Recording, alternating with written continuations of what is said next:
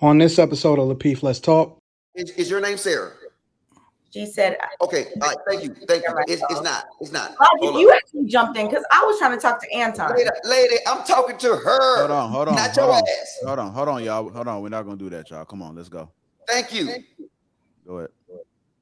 All I'm saying, Sarah, is you can't say my whole point. I'm gonna sum it up. Just because your father didn't tell your grandma that or you didn't hear it, does not make it not true. It's absolutely true. You know it's true. Your grandma knows it's true. And your great-great-great-grandma and every other grandma in our history know that it's absolute truth. Now, if men say what is true, the problem we have today is it considered toxic. With the way you was going at Anton, well, you really go at him. You was pretty respectful though. But the way you was coming, you was making it seem like what he was saying was so egregious and it was so bad. No, it's the truth. If you think that, Anton, then why would you ever be in an argument with a woman? Why would you ever spend your time even trying to convince a woman of anything? If you're so much better, why would you spend your time doing those things? I'm just curious. Let me help you to understand something. It's not that I'm spending my time trying to convince her. Is that I'm using her as a tool to illustrate exactly what it is that I'm trying to communicate to the rest of the people that's watching. Hold on, wait. Ask the question. I'm using her as an example of how it is that we need to do things differently. So just because the woman itself, and this is the difference between a man and a woman. I play chess, y'all play checkers. Just because you think that you're a part of the conversation, you're really just an example of what it is that I can do to a woman. And to be honest with you, I allow for the conversation to continue to go a certain way. I craft the narrative. It's a I like this, Anton. Keep this, Anton. I'm saying real talk. If you know, just be real. Yeah, you're right. It's not that I'm arguing with a woman. It's more or less that I'm using a woman as an example as to what you should and shouldn't do when you're comparing yourself to a man. So now, can I compare a man to another man? No, because you're not a man. And we don't care. No. Okay, so we're never allowed to. And I'm saying because I mean, you can. I don't have expectations. I have a standard. My father and my grandfather are my standards. No man I can compare to them. Over 60 years of marriage, I can compare it. And I can tell you, I never heard my grandpa saying that he was greater or better than my grandmother.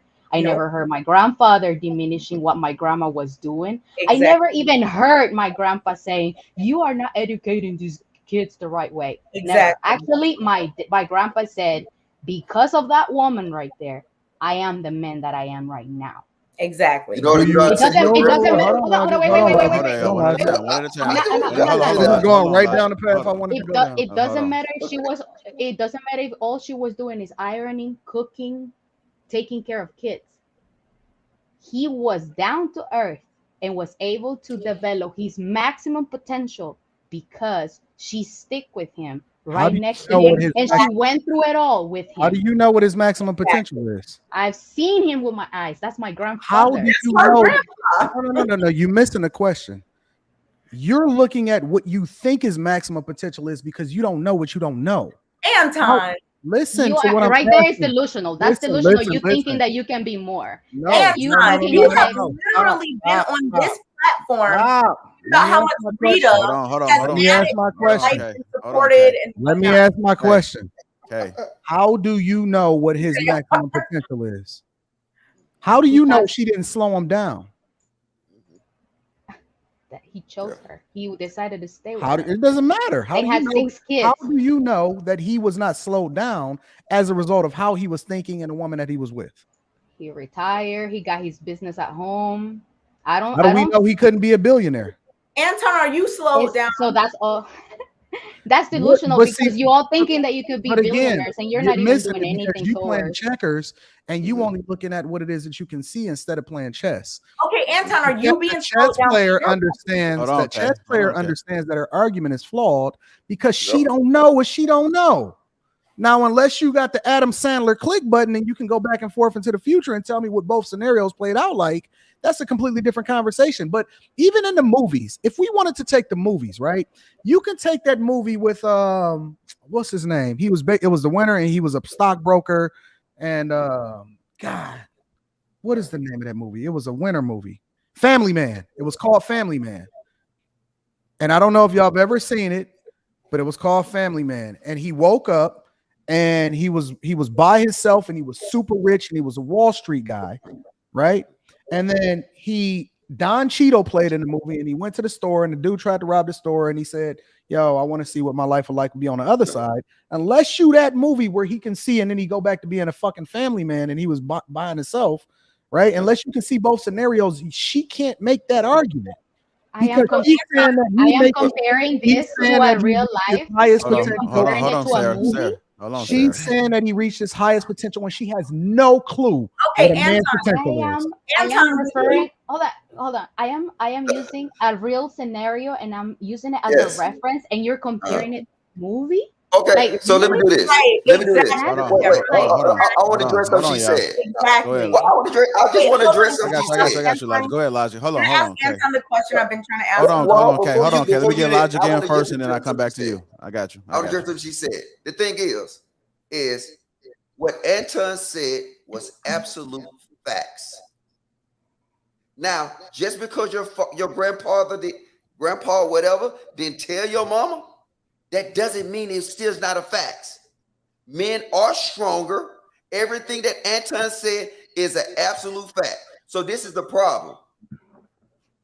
Just because he didn't tell you that, first off, he shouldn't have to tell you that, because you should already know it. Now, second off, if he was to say that, does that make him a bad man? To sit here and say, ma'am, my bone density is different than yours. Ma'am, my body is made different than yours. And look, ma'am, don't blame me. Blame God. Sarah just acknowledged that. She just acknowledged that a few minutes ago.